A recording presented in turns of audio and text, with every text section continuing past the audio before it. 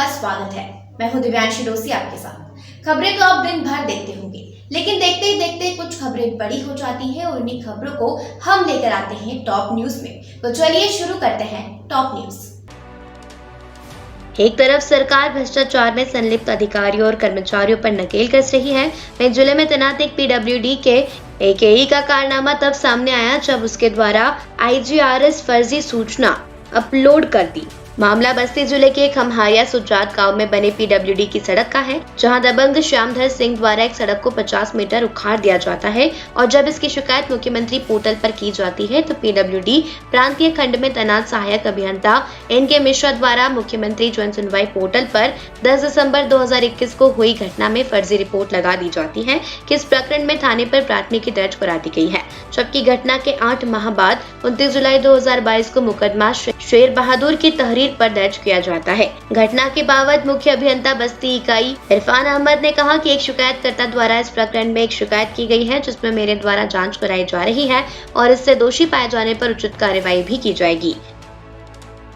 अभियंता से इसी प्रकरण में शिकायत किया गया कि हमारे ग्राम सभा के दबंग व्यक्ति श्यामधर सिंह द्वारा अपनी स्वयं जेसीबी से 10/12/21 को पीडब्ल्यूडी की सड़क को तोड़कर 50 मीटर ध्वस्त कर दिया गया था, जिसकी शिकायत हमने एसडीएम हरैया को दिया और पीडब्ल्यूडी विभाग प्रांतीय खंड बस्ती को दिया।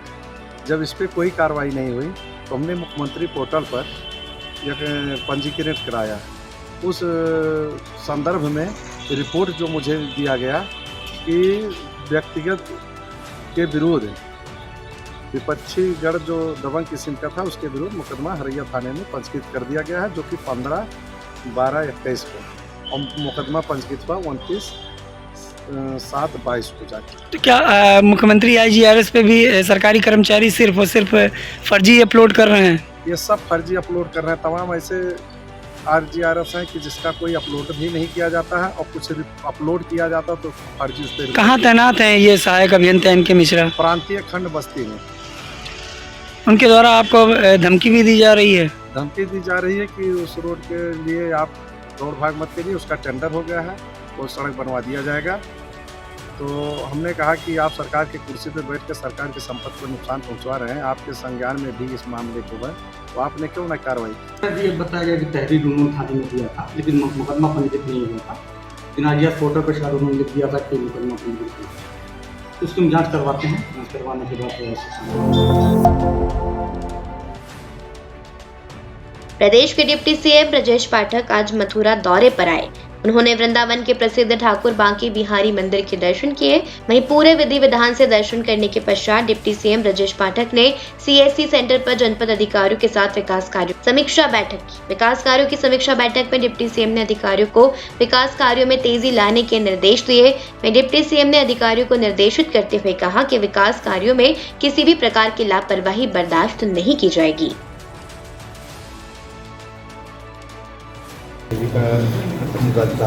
प्रति देश के सुख और शांति व्यवस्था की प्रभु से काम सर अगर बात करें तो लगातार हमला उन्होंने कहा। सर आप जानते हैं समाजवादी पार्टी की रीति हमेशा दंगाइयों के साथ रही है, प्रदेश के अमन चैन को डिस्टर्ब करने वालों के साथ रही है और तिरंगा और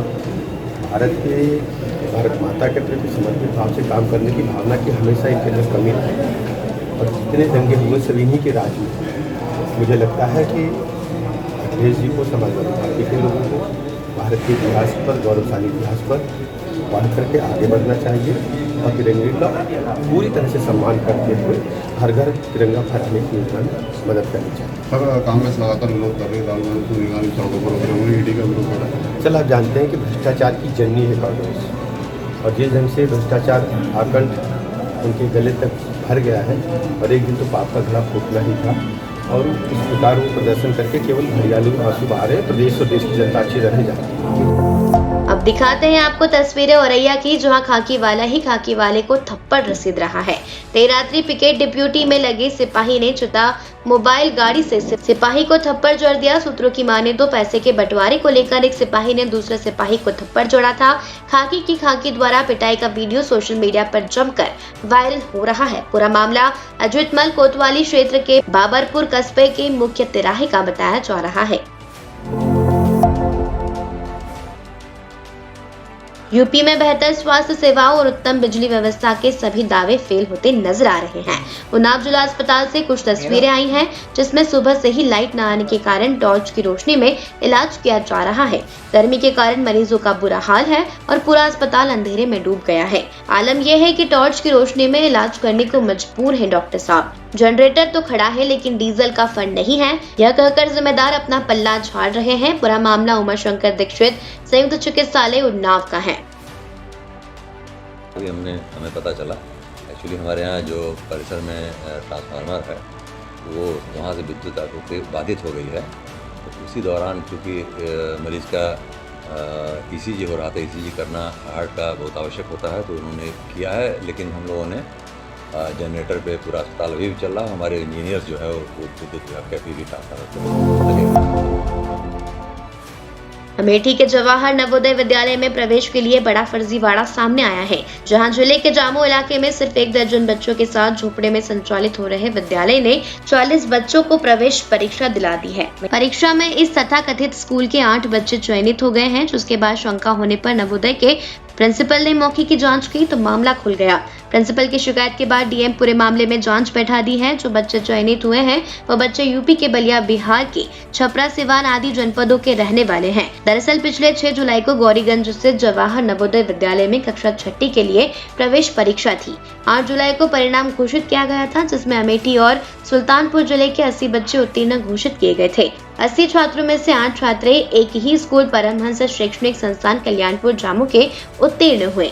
एक गुमनाम स्कूल का इतना बड़ा प्रदर्शन देखने के बाद नवोदय के प्रिंसिपल का माथा ठनका तो उन्होंने स्कूल प्रबंधन को पत्र लिखकर बच्चों के शैक्षिक अभिलेख तलब किए गए, जिसके बाद प्रिंसिपल ने डीएम और बीएस को पत्र लिखकर संदिग्धता जाहिर की।